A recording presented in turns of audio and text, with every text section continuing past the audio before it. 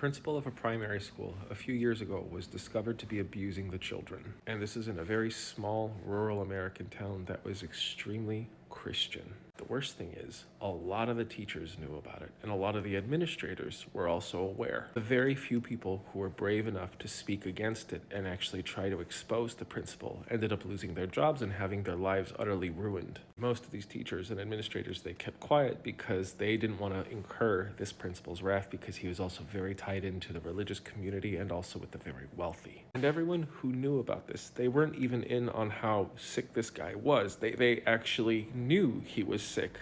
They just did whatever they could to insulate their children. But finally, thank goodness, this principal ended up having to resign, and he went to court, but he didn't see any jail time. I mean, he got convicted, but this guy didn't spend one day in jail. There was a new principal who took over, and everyone thought, oh, okay, this is great. All right, things are going to go back to normal because that guy's out of his job, and we got a new principal who's going to keep working for the kids and make sure that there's a lot of safety for these children. Do you know what happened to this school? Those same teachers who kept silent about the abusive principal started condemning the new principal.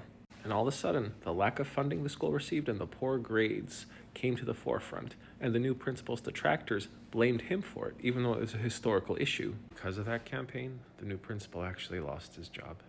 Guess who replaced him? The old principal.